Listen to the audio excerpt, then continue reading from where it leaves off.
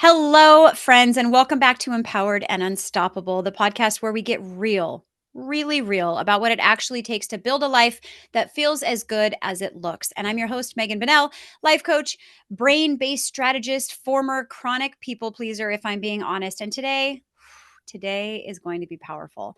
We're going to be talking about healing, truth telling, and what it really means to reclaim your voice after it's been silenced. And I'm very excited because I couldn't think of a more perfect person to do that than our guest today. Welcome to Empowered and Unstoppable, the show where high achieving women crush self doubt, ditch imposter syndrome, and step boldly into their greatness. I'm your host, Megan Bonnell, and together we'll unlock the mindset, strategies, and confidence you need to create unstoppable success on your terms. Let's dive in. This amazing woman is the kind of woman who doesn't just talk about resilience, she lives it.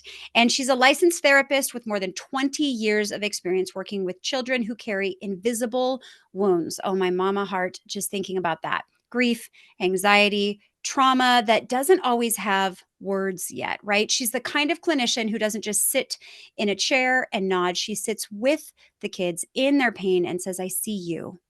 What happened to you matters. She also is a surfer and a kickboxer and a golden retriever mom to Willow and casual flex and author. Her book, With Love from a Children's Therapist, isn't just a book. It's a lifeline for anyone who's ever felt alone in their story. If you haven't grabbed a copy, and I'll say it again, but you definitely need to do that. And what makes her extraordinary isn't just her credentials, to be honest. It's that she has stood in the fire herself. And instead of staying silent, she chose to speak. And we are all so lucky that she did. So I am so honored to welcome to the show, Stacy Schaffer. Stacy, welcome. Well, thank you. I want to talk to this chick. Like, I love that intro. She's rad. Oh She's my rad. You gosh, should meet her. I'm into her. Totally. We should be best friends with this girl. Okay. Lockets made. Definitely. Before we dive into the deep stuff, Stacy, what is one weird, quirky, or just plain human thing about you that your clients or your coworkers might not know? We're going to pull back that curtain and show your humanness. A weird, quirky thing. I am super obsessed with the game Just Dance. On the Wii. And I haven't done it a lot like recently because it feels like a luxury, but like I could do that all day long. Big fan. I'm not going to lie. I don't think I've played it. Oh, okay. Well, when we get the lockets. Yeah, I feel like I need to get right on that on the Wii, Just Dance. It sounds like something I need It's to do. so fun. I'm weirdly really into it. So sometimes I don't do it a lot because I know I'll lose track of time. I love it. So, for my listeners, so that you know, we are recording this in November. I'm not sure when you're listening to it, but time just changed. And why I'm saying that is it gets darker earlier now. And one of my very favorite things to do is have a dance party with my kids. So, I have this little tiny light up disco ball kind of thing, and we turn off all the lights and turn on the light and just go crazy with dancing. And it's so fun. We love dancing. It's such a emotional release in such a positive way. Do you guys have a device? Because I think your family would dig that then. I think that this needs to happen. I I'm think it thinking needs to happen. Christmas is right around the corner, and they Yes. probably don't even know what's about to slap them with No, they happiness. do not. And the newest one, like I haven't got it, but it just came out. So Just I'm Dance just like saying, 2026. Christmas is coming. You're welcome. I got you. Oh, thank you. That's what I meant to say was thank you. I got you. Okay, we're going to dive into the deep. Are you ready for this? So ready. Okay. You said something incredibly powerful once. Not just once. You've said lots of powerful things. But you said that your life shifted when you stopped being owned by your story and decided to own it yourself. And I think a lot of women can relate to really being owned by their story. So, can you take us back to that moment? What did it look like to say, finally, this is mine and I'm not hiding anymore? And you probably, I know the backstory, but you probably need to give a little bit of backstory for our listeners. Okay. So the attempted shortened version. Yeah. I was raised by a single mom. until I was 10. And then my mom married my stepdad, who was wonderful until my mom died. Then he was not wonderful. But I was being sexually abused at age 3. And I tried to tell my mom. My mom couldn't hear it because of her own wounding. And that's probably like one of the most painful core memories that I remember, that conversation. And so abuse continued to happen. Stepdad joined the family at 10, said there's something wrong with this kid. Like normal fifth graders don't hide in closets when they get home from school. So they had me checked out. I was asked by paperwork if someone had touched me, said yes. Mom came in streaming in my baby. I didn't know. Testified. It was my uncle, my mom's sister's husband. Testified in court because that was back in the time when we thought it was a good idea to have Mm-hmm. children on booster seats testify. Went to jail. Mom developed breast cancer. Like my mom in her infinite wisdom thought it would be a good idea to pay to have me kidnapped in the night to go to a facility in Utah to heal. It was advertised at that time like, do you need a safe place for your kids to heal? And so I believe paid $100. And that, so 4 huge men came to get me in the middle of the night. That night is another core memory, one of my most painful memories. And so it was actually a center disguised as a treatment facility, but it was a place for trafficking. And so I was 11 and the youngest there by far. So I was the like most targeted. And so spent a year there. Mom is like off dealing in Las Vegas with breast cancer. I come home. I think it's because insurance right now. So thanks, American Healthcare. So I remember, so to your question, I remember at the door of my home, coming home, and I remember we are making a decision. That was then, this is now. Life starts now. And so I like actually shut that down. And I was like, we're going to build, like, obviously didn't think in this language, but build a life on perfection and being shiny and being Starting outgoing, today, moving forward. Yeah. starting today. And so I was like, we're just not going to talk about that because we're going to start over. We get a new start. It's fine. It's fine. And so, excelled in high school. I was in speech and debate. It was my jam. It was everything. Mom is dying, not talking about it. Anyway, mom dies when I had just turned 22, when I was in college. And I was in Arizona. Stepdad has a woman move in 3 days later, after mom dies. I was already out of the house, but she didn't like the fact that I look like my mom, and it made her jealous. Question mark. But so when my mom died, I was like then completely, even though I'd been really on my own for a while. Let's be real. No living family, and so I was like, this is fine. This is fine. Everything's fine. The dog Everything's with fine. the coffee cup in the fire.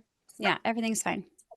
And so I genuinely believed that I could start over, but that stuff was buried, girl, Oh, yeah. buried.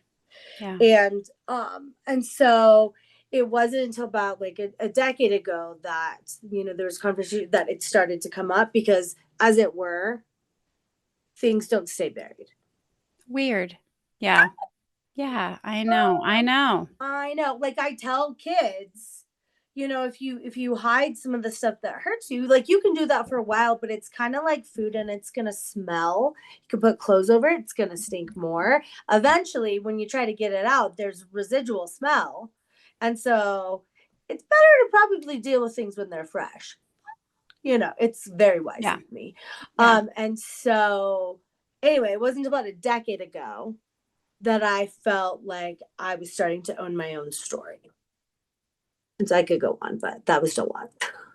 No, no. And I always talk to my clients about that. We with specifically with emotions, but stories and trauma is the same. I tell them, picture yourself in a pool and you're laying on a float and you're, drinking your mimosa or whatever, and there's all of these beach balls floating around, and some of them are pick your color, like bright pink and sparkly, and the other ones are black and matte, right? And so you see a black one and you think that's so ugly, and you try to hold it under the water, and you enjoy this pink sparkly ones, and another one comes along and you hold it under the water. Eventually you're off your float trying to hold all of these under the water, and eventually you can't. And instead of them just floating and existing and being a part of your experience, now all of a sudden it's violent, right?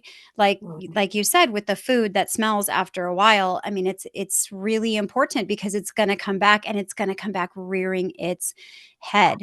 And all of that, whether it's trauma or actions you took, whatever it happened to be, it really is important to deal with it, like you said, fresh, right? When Yes. it's fresh. And thank goodness those kids have you there to tell you. And so, question follow up to that: did your book that you wrote, did that have anything to do with you coming out of that and you really owning that story? 1,000%. Because I had thought for a while, like I have things to share from the other side of the couch, that some universal things that I keep hearing from kids that I would like to share with the greater world, like what kids think. And then when I started to do my own healing work, I was like, oh, there's things I could share too, to Mm, extract from my book, mhm. to transmute it into something good. Yes. And so it definitely did, because I didn't feel for a long time like I could talk about it. And so obviously doing therapy helps with that. Yes. But I like it definitely feels like a coming out, if you will. Mhm. Because there were significant people in my life that didn't know what happened, like that the year that I disappeared. And I'm thinking of someone like specifically like a childhood friend that didn't know where I went.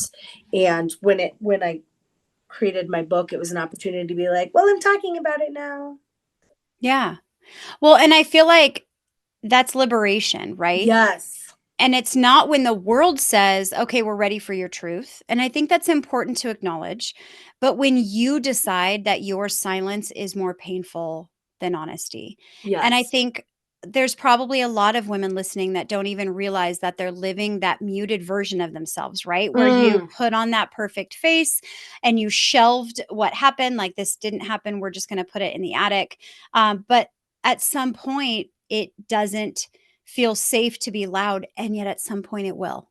And yeah. that's when that liberation happens, and is when you decide that your honesty is more real, your silence is more painful, and that it's time to just own your whole story, and not in shame and not in judgment, but just in this is who I've been, where I've been, and be amazed at the wonderfully powerful person that you are. And I'm proud of you that you were able to do that, because I think people go their whole life and not do that. Well, and thank you for saying that. I used to come from the mentality of, if people knew, like it would Mm, disqualify me as a mhm, clinician, because they'd be mhm, like, how could someone like, come from that and help my child and be safe, mhm. frankly. And so I have found it's quite the opposite. Yes. That the deeper that I'm able to go and more transparent with appropriateness, the more I'm able to help kids, I especially teenagers. I agree. And so many guests on my show have said, not in those words, the same thing, is like, I can help you because I've been there. Mm. Because Mhm. I've been there and I've learned and I've come from it, and I want your journey to be easier than mine was, because I see you and I Sure. hear you and I feel what's happening in your life. And so I agree with you. I don't think that that makes you unqualified. I think it makes you more qualified, because you absolutely understand what it's like being in that place. And you said something, and I love the term. In your story, you talk about the cave, right? That Yeah. emotional place where you built it to survive. And I think so many women know what that feels like. having that cave, being physically present, right? Whatever that looks like, but emotionally withdrawn or maybe not fully there because it's the only safe place left. So, can you talk about that idea? Like, what was your cave and how did you actually start finding your way out, and maybe in a way that can help our listeners that are maybe still in their cave start taking those steps to come out? Yeah, no, that's a great question. And I thought about it yesterday because a kid was telling me something, and I'm like, here's the thing though, like, no one can see inside your brain.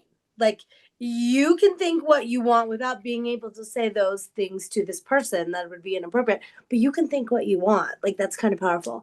And so I think I've adopted that as a coping mechanism, but that helped me until it didn't. But I remember when I was being abused as a tiny kid, thinking like, you can do things to my body.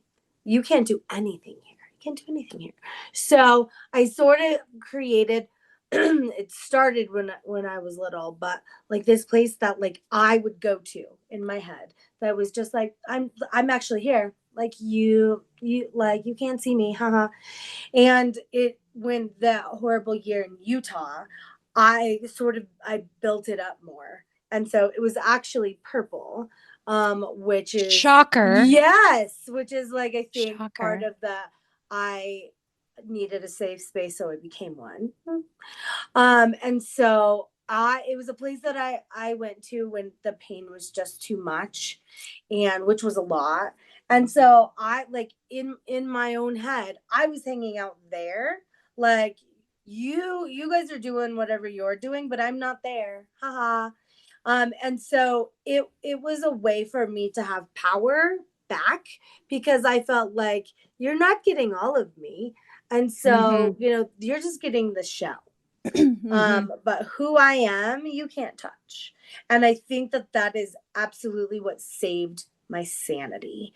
And I didn't split, and some people need to split into personalities. Like I just split myself, Mm-hmm. in a dissociative way that I was like away from the pain, and still preserved. Mm-hmm. Well, and I think there's a quote that I love that actually goes along with that. And it says, "You built walls to survive, so don't shame yourself for them." Oh yeah. And I think so many people can relate to that because they look back and maybe wish those walls weren't there or that they didn't do that. They didn't crawl into this cave. They didn't like, no, you built that to survive. And that's crazy that as a child you had the ability to know that, right? That Mhm. you said, that you could say, you're getting the shell of me, but you're not actually touching me, right? Mhm. You're not invited into my heart. You're not invited into my soul, my brain. And I think that we build walls to protect that, the most important foundational aspects of us. And there's no shame in that. And yet and survival isn't weakness, right? Like that isn't weakness. And yet at some point, you have a really fancy coat on survival and you call it success. And when you are aware of that, that's when you know that when you are hiding in your cave long after the danger is past, that maybe it's time to stop being in that protection mode because that protection became a prison. And that's when it's safe, right? That's when it's safe Sure. to come out. And so, well, I'm sorry that you, as a little girl, had to go through that. And I am thankful that you're willing to share all of that with, not just our listeners, but through your book and with your clients, because I think that that's probably something that's relatable to them so that they do feel loved, seen, heard, and that they're not broken and that they're Yeah. not weak. I think that's amazing. And, I'm imagining you sit with children every day, right? And as kids, they don't always have words for what they're carrying, right? I mean, even as adults, we don't have words sometimes for what we're carrying. And so, for a lot of adults listening, they might have been that kid, right? What do you think are some signs that a child, or maybe even an adult, is silently screaming for help? Like, what do we miss? Maybe even things that we can recognize in ourselves. You're listening to another episode of Empowered and Unstoppable. We'll be right back after a quick word from our sponsors. Are you ready to take your success to the next level? Visit www.meganbonnellcoaching.com. Yeah, I mean, I think that one thing that we miss a lot are the shiny kids, the ones that look okay. And I see what I respect so much. I see several kids who are the siblings of a kid who's like on fire. And the parents have said, we don't want to miss something with this kid because there's so much attention on this kid. And like there's so much respect for that. Like so much. Yes.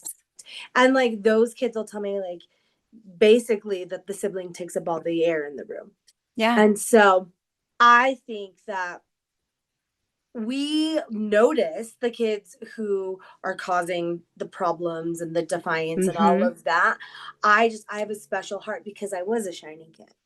And that I like my most favorite, safest, amazing teacher in high school. She was amazing. She was like Nevada State Teacher of the Year at some point. And she left a review on she was one of the first that read it because we're friends on social media. And it made me cry, but she said, she was like one of my like favorite students, which I was like, but she was like, I wish I would have had this manual for when Stacy needed me most. And it just like made me sob. And so like I, wanted to assure her she was a safe place and she did everything. But I think she noticed me, but I was so shiny that it wasn't apparent. So I think to your question, it takes intention and intentional questions and building that bridge young, so that you can be invited into that space because they're not going to freely give it because there's so much you get out of being shiny. Yeah. Oh, yeah, absolutely. And it's easier to get those things out of being shiny. But you're right. I mean, sometimes it's the quietest kid in the room who's holding the loudest pain. And sometimes it's the most put together woman, speaking of adults, that is really breaking inside. And so if you're listening and you're thinking, oh no, that's me, right? Like I think a lot of people can relate. There's no shame in that. It's just recognition. It's just awareness, and recognition is really the beginning of healing. And maybe it's that time to find those safe people, that safe place to come back to the true you without judgment and without shame, but just curiosity and honesty and vulnerability. And I think, you work in deep trauma, obviously, not just with yourself and in your past, but with the children that you work with. But you also surf and you read and you laugh and you love your dog and you live. And so, for women who are therapists, caregivers, coaches, moms, teachers, the ones that really are carrying everyone else's pain, because I can imagine there's just a lot of that. How do you hold space for all those littles without losing yourself back in that? Yeah, I mean, I think that it's really important for me to pay attention to that self-care piece. They tell you in grad school, self-care is important, but they describe it like bubble baths. Uh-huh. And so they're nice, but I would say one of my main strategies, I kickbox almost every day. I punch bags so I don't punch people. And so my studio is enough distance away from the city that I practice and live in that I don't like run into anyone. It feels like in a whole new world. But when I'm in the zone, like I do my best thinking. But a common misconception about me is that I am an extrovert. And I like to say I'm an ambivert. And I need time where no one is talking at me. So and I did some of that scheduled time this weekend, because it does get a lot. But conversely, it gives me energy to feel like I am changing the course of a family's history, that I'm Yeah. participating in that. Because if my mom had therapy at age 10, granted, didn't do that in the 50s or whatever, like if my mom went to therapy at age 10, my struggle would not be the way it was. It would still Right. struggle because adult and you've been outside. But I feel like really energized when I check in with kids after and they're like, I feel better. Or like, phew, like that's energizing to me Yeah. to hold space in that way with balance. Yeah. No, and I love that because, for any moms that have kids or for those people that are in that teaching, coaching, therapist type space where you are just giving and you're being with them, really the only way to give your best to them is to be the best of you. And Sure. that does require whatever is going to bring that back up. And so maybe it's kickboxing or maybe it's walks, maybe it's meditation, maybe it's quiet time, whatever it happens to be.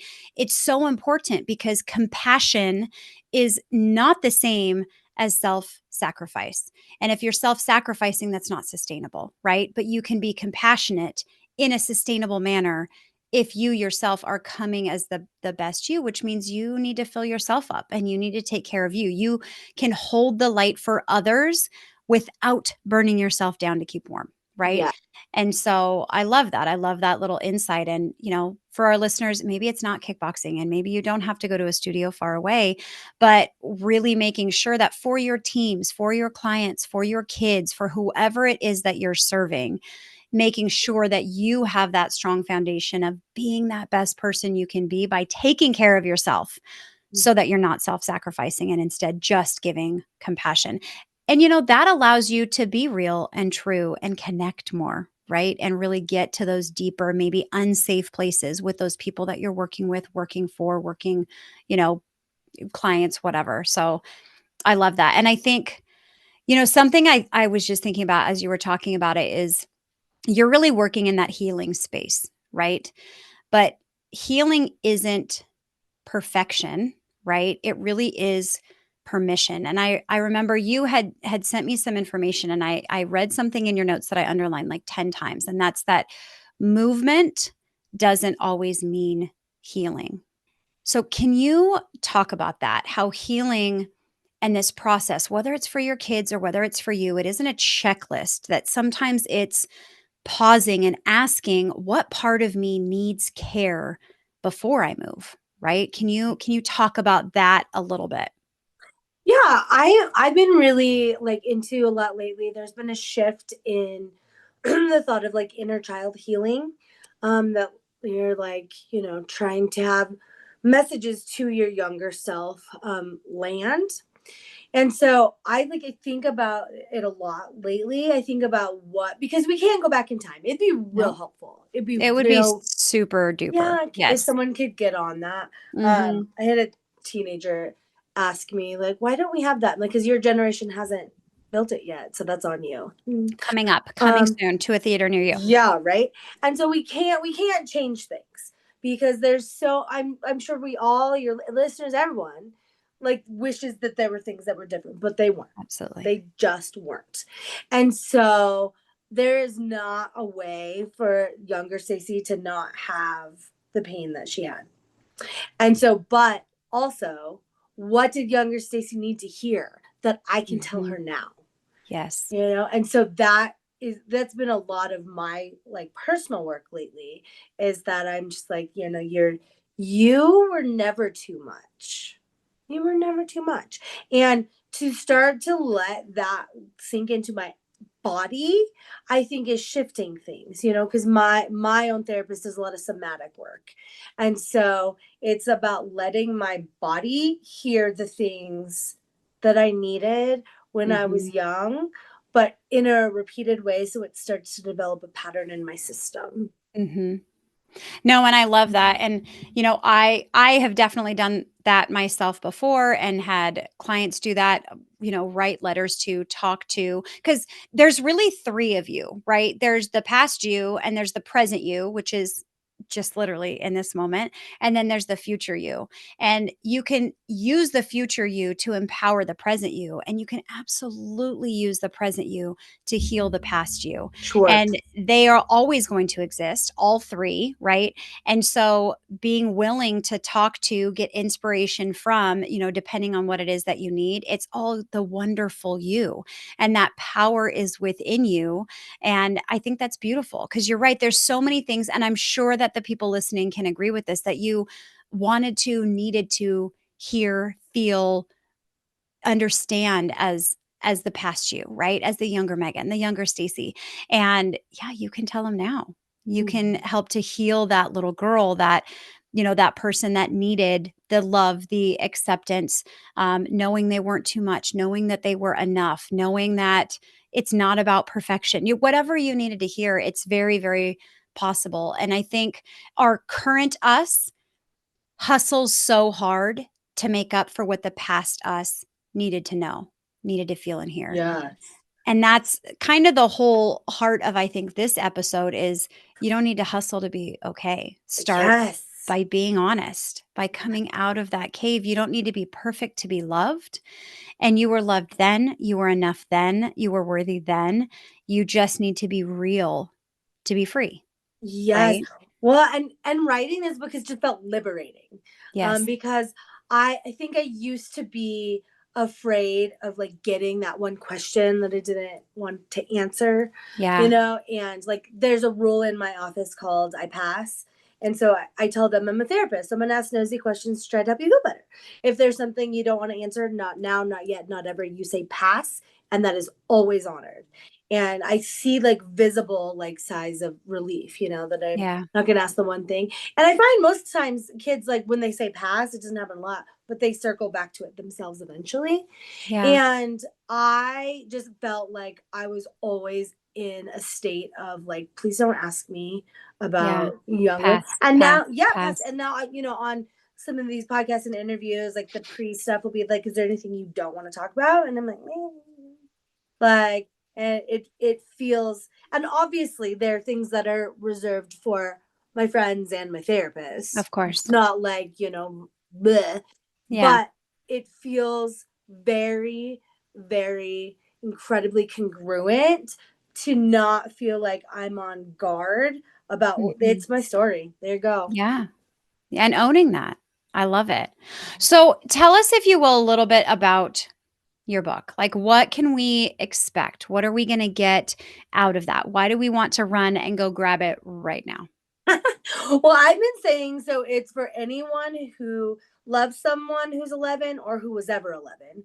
And so, I'll widen Yeah. it. Everybody. Uh, um, and so what I find really fun is that a lot of my friends who never intend to have kids have told me, as advanced readers, that they're like, I got stuff from your book and I have no intention of raising a child.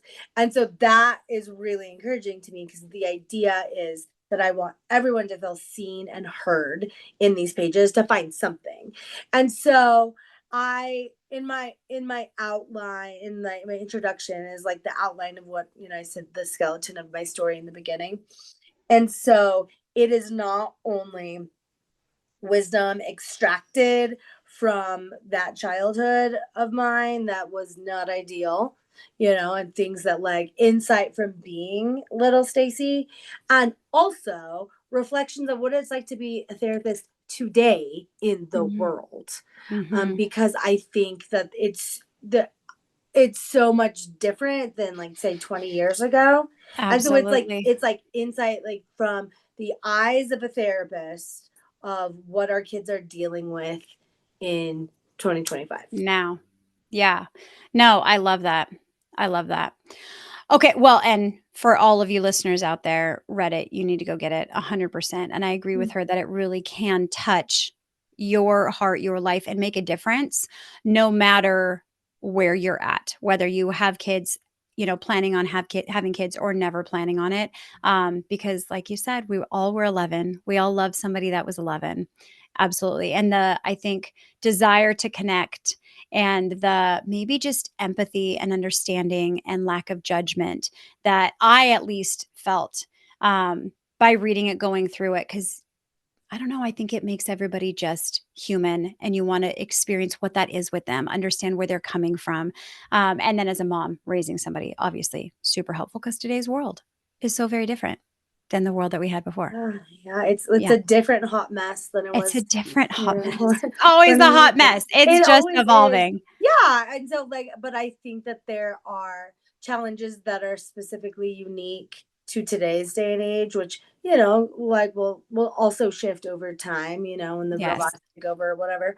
But I think that it's important to know, because so many people that I know that don't deal with kids were telling me I had no idea what kids are dealing with today. Yeah. And it's a lot. And it's like, it's kind of, my book is a bit of an insider seat to, the landscape of our kids and teens today. Yeah. Yeah. No, which is, it's fascinating, honestly, and a little scary, maybe a Sure. little bit, but that's okay. That's okay. So one last kind of deep diving question. I think so many people can relate to having a marred past, right? Like they have these scars, whether they're still hiding or they've come out of it. But I do feel like sometimes people carry that as shame, not as just an experience that helped them to become. And it's really holding them back, the way that they view it, from being that woman that they want to be, because maybe they still are in the cave and or at least carrying a really heavy backpack from it, right? Sure. um and yet you've come out on the other side.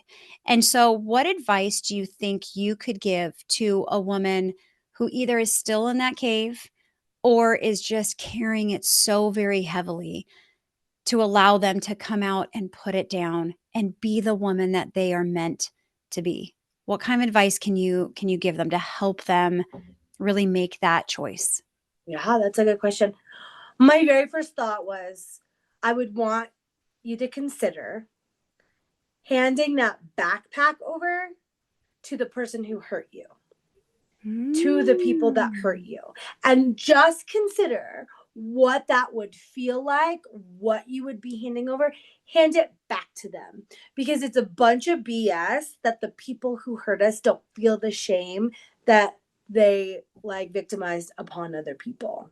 And so I would say, what would that look like if you put all those things in, like the shame, the anger, the rage, all the neglect, all the things, and you gave it over as an offering to be like, it's your turn. It's your turn. And You carry how, it. there you go. Like, just imagine how that would feel. Just like, riddle me this. Would that feel better? Yeah. And so, how can they start to do that? Like, let's pretend that the person or people that caused that weight, um, emotionally, right? What if they're not here anymore? Mhm, mhm, mhm. Yeah, like well, they're probably down low, right? Like, so I think that, like you talked about, like writing letters, but I think just the visual of, Yeah. I don't think it matters if they're there anymore. My mom died in 2001, same year, September 11th, which is like crazy to think about, right? And so I am currently doing mother wound stuff, that and that's hard to own, because that, I used to feel that like speaking about bad about the dead was like really like sacrilegious and you shouldn't do that, but it's just honest. And Mhm. so I'm working on mother wound stuff, and mom died a real long time ago. So I don't think that they necessarily have to be living, but you just need to Yes. picture them and be like, you got this now. Here you go. There you go. Yes. Yeah. And that, like, I own that my mom was really wounded from her own unresolved stuff. And also, she could have done better. Yeah. Well, and I love that you say that because, I think of some things that have happened in my past, and that was an easy way for me to hand over. I shouldn't say easy, simple way to hand that weight back over is to recognize actually the problem wasn't with me. I Yes. was just in the way of it. Yes. But the problem really, all that weight really, all the because why it happened, what it really that was from you. Like that was you and a reflection of you and your hurt, your past, your trauma, your problem. It actually had nothing to do with me. Yes. I just happened to be there. Yeah. And that allows me to not be defined by it because it had nothing to do with me, right? And it's Yeah. simple then, not easy, but simple then to say this weight that I am choosing to carry, yeah, it's actually yours. I like that. I remember like once like hearing like it doesn't matter who you were, this person was going to victimize someone in that position. Yep. You And were that just in is the way. that is empowering. Yes. Because you're just like it wasn't about me. No. Never. It Yeah. never was. Yeah. And I think, something that's has always been helpful to me that I encourage people that I work with to do is let's find what that gave you. Like I Mm. know the hurt that you're holding, but what did it give you? Did it Mhm. prove to you that you're resilient? Did it prove to you that you're strong? Did it prove to you that you are capable of doing hard things and rising?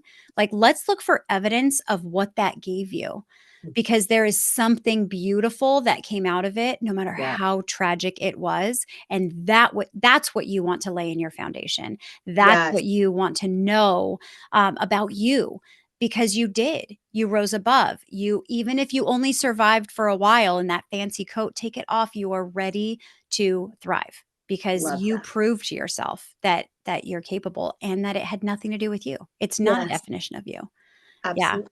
I love it. Okay, friend. So I would love to know if you had a magical sticky note, magic, that could appear on every woman's bathroom mirror tomorrow morning. What would it say? I'd say I would be really wordy because I'm wordy. I love it. Let's go. It's You're a like, long sticky note, like those okay, big poster board sticky okay, notes. Yeah, oh, yours is gonna oh, cover the whole mirror. Most it's people's are this size. Yours is like, fantastic, yeah, fantastic. yeah. Okay. Okay. I would say, since I get more words, from the very beginning, you were always perfectly enough. You always have been. You always will be. I love it. You are perfectly enough. Always have been. Right Always will. now you are and always will be. Yes. I love that. I love that. So I encourage you listeners, if that resonated with you, absolutely go write it down because unfortunately this generation has not created a magical sticky note yet. I'm sure that they Yes. will. But go put that on your mirror if that's something that you know you need to be reminded of. You are perfectly enough, always have been, and you always will be. So Stacy, for those people that are listening that just think, I need more Stacy in my life. Sure. Yeah. As you I would, mean, right? I Yeah. just duh, right? I absolutely need some more Stacy in my life. Where can they find you? Where should they go? How do they get this book? Where can they follow you? Give me Yeah. all the details. All the things. So my Instagram is Hope Restored. It's one word, and it is a profile picture of me surfing. And it's very exciting. Having friends with the boat, it's real fantastic. Yeah. Um, I am on Facebook as Stacy Shaver. Lots of ways to. No, I realized I changed my profile picture. The surfing one is on Facebook. It's just a headshot on Instagram. Hope Restored. Facebook is Stacy Shaver. And my publishing company created a website, authorstacyschaefer.com. And on there's links to get my book, which is on Amazon. I did my own audiobook, so you can hear this cartoony like voice on Spotify, Audible, Barnes and Noble, Amazon. So the link is on authorstacyschaefer.com. It's also, you can go directly to Amazon to get With Love from a Children's Therapist. But there's a link to all the forms to buy my book, and then there's a contact me form on there. So I love it. Okay. Well, my listeners, all of that information will be in the show notes. So please go check out Stacy. Definitely check out the book. Good read and a great read, honestly, to read yourself and then gift to somebody that you know is going to benefit from it. So please go check it out. Go to her website, check her out on socials, and reach out. I'm sure that she would be more than happy to get back to you. And I love that. So thank you Stacy. And thank you just for your story, for your honesty and vulnerability, and for reminding all of us, because I think we all needed to hear it, that the parts of our story that we fear most might be the very thing that sets us and others free. And you were brave and courageous enough to set so many people free with the story that you were willing to tell. And I'm sure that lots of women have a story out there that they also could set others free by telling. And so thank you for being a model of that. And it was just so fun having you on the show. Stacy, Thanks thank for you. having me. Absolutely. And to everybody listening, if this conversation moved you, please share it with somebody that you know needs it. Screenshot it, tag us, like it, subscribe. Not for me, but for all of the people that really, really need to hear this story and that you know it would make a difference in their lives. Because we are building a world where women don't have to heal alone. We get to do this all as a big group, holding each other up in this wonderful sisterhood. And until next time, may you hustle less, may you sparkle more, may you find your way out of the cave, put your backpack down, and rise to be the amazing, empowered, and unstoppable woman that you were meant to be. We'll see you next week. I thank you so much. Thanks for tuning in to Empowered and Unstoppable. If today's episode spoke to you, be sure to subscribe, leave a review, and share it with a friend who needs a boost of empowerment. Are you ready to take your success to the next level? Visit www.meganbonnellcoaching.com. Remember, you're not just capable, you're unstoppable. See you next time.